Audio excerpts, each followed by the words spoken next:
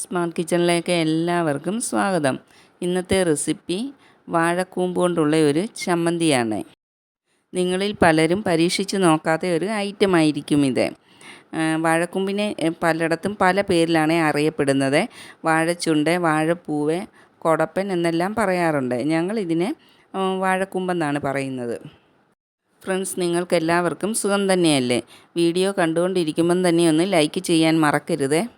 ചമ്മന്തിക്കായിട്ട് ഒരു ചെറിയ വാഴക്കൂമ്പിൻ്റെ ആവശ്യമേ ഉള്ളൂ. വലുതാണെങ്കിൽ ഒരെണ്ണത്തിൻ്റെ പകുതി എടുത്താൽ മതി.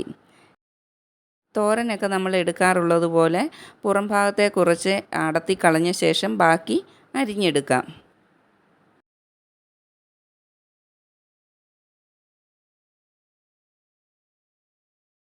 വാഴക്കൂമ്പിനുള്ളിലെ പൂവ് മൂത്ത് പോയിട്ടില്ലെങ്കിൽ അതും കൂടി അരിഞ്ഞെടുക്കാം. അതിനുശേഷം വാഴക്കൂമ്പ് കൊത്തി അരിഞ്ഞ് തോരനൊക്കെ അരിഞ്ഞെടുക്കുന്ന പോലെ ചെറുതായിട്ട് അരിഞ്ഞെടുക്കാം.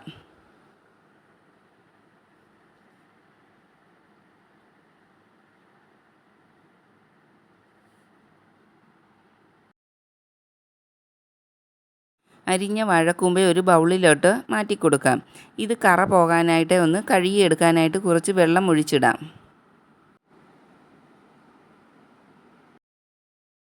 ഒരു പാനോ ചീനച്ചട്ടിയോ അടുപ്പിൽ വെച്ച് ചൂടാകുമ്പോൾ അതിലേക്ക് 2 ടീസ്പൂൺ വെളിച്ചെണ്ണ ഒഴിച്ചു കൊടുക്കാം. എണ്ണ ചൂടായി കഴിയുമ്പോൾ അതിലേക്ക് 1 ടേബിൾ സ്പൂൺ ഉഴുന്ന് പരിപ്പ് ചേർത്ത് കൊടുക്കാം. ഇനി ഉഴുന്ന് പരിപ്പ് ഒന്ന് നല്ലവണ്ണം മൂത്ത് കിട്ടുന്നിടം വരെ ഇളക്കി കൊടുക്കാം.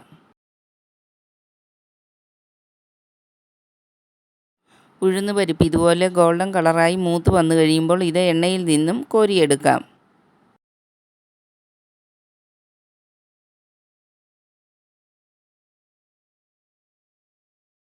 ഉഴുന്ന് പരിപ്പ് വറുത്ത് കോരിയ എണ്ണയിലേക്ക് 1/4 കപ്പ് തേങ്ങ ചിരവിയത് ചേർത്ത് കൊടുക്കാം. അതിലേക്ക് ഒരു ചെറിയ നെല്ലിക്ക വലുപ്പത്തിലുള്ള പുളിയും കൂടി ചേർത്ത് കൊടുക്കാം. തേങ്ങയുടെ പച്ചച്ചുവ മാറി കിട്ടുന്നതിന് വേണ്ടിയാണ് വറുത്തെടുക്കുന്നത്.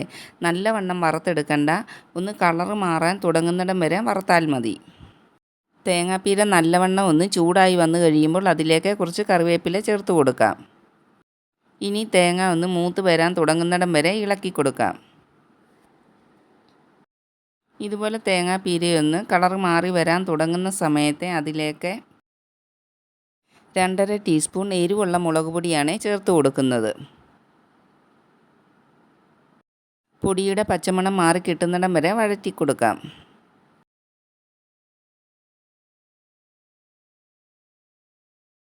മുളക് പൊടി ഒന്ന് മൂത്ത് വന്നു കഴിയുമ്പോൾ ഇത് ഒരു ബൗളിലോട്ട് മാറ്റി കൊടുക്കാം.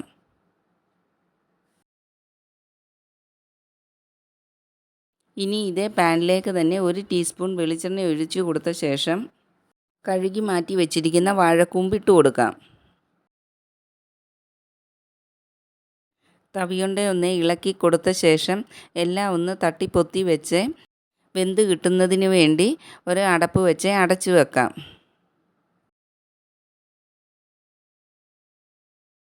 2 മിനിറ്റ് കഴിയുമ്പോൾ അടപ്പ് മാറ്റി ഇളക്കി കൊടുക്കാം. ഒഴിച്ചു കൊടുത്ത വെളിച്ചെണ്ണയും കഴുകിയെടുത്തപ്പോൾ കൂമ്പിലുള്ള വെള്ളവും കൊണ്ട് വെന്ത് കിട്ടിയില്ലെങ്കിൽ 2-3 സ്പൂൺ വെള്ളം കൂടി ചേർത്ത് കൊടുത്ത് കൂമ്പ് നല്ലവണ്ണം വേവിച്ചെടുക്കണം. കൂമ്പ് വെന്ത് കിട്ടിയില്ലെങ്കിൽ ചമ്മന്തിക്ക് കറ ചുവയ്ക്കും. അതുകൊണ്ട് കൂമ്പ് വേവിച്ചെടുക്കുമ്പോൾ നല്ലവണ്ണം വേവിച്ചെടുക്കണം. കൂമ്പ് നല്ലവണ്ണം വെന്ത് വന്നിട്ടുണ്ട്. ഇനി ഇത് ഒന്ന് തണുത്ത് കഴിയുമ്പോൾ മിക്സിയുടെ ജാറിലേക്ക് ഇട്ട് കൊടുക്കാം.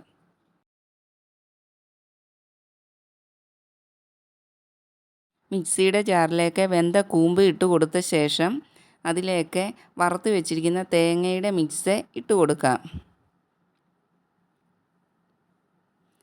പിന്നീട് ഫ്രൈ ചെയ്ത് വെച്ചിരിക്കുന്ന ഉഴുന്ന് പരിപ്പും കൂടി ചേർത്ത് കൊടുക്കാം. ഇനി ചമ്മന്തിക്ക് ആവശ്യമായ 1/2 ടീസ്പൂൺ ഉപ്പും കൂടി ചേർത്ത് കൊടുക്കാം. ഇത് നല്ലവണ്ണം ഒന്ന് മിക്സിയിൽ അരച്ചെടുത്തുകൊണ്ട് വരാം. ചമ്മന്തി അരച്ചെടുക്കുമ്പോൾ ആവശ്യമെങ്കിൽ 2-3 ടീസ്പൂൺ വെള്ളം കൂടി ചേർത്ത് കൊടുത്ത് അരച്ചെടുക്കാം. ഇതുപോലെ ഒട്ടും വെള്ളമയമില്ലാത്ത രീതിയിൽ വേണം ചമ്മന്തി അരച്ചെടുക്കാൻ.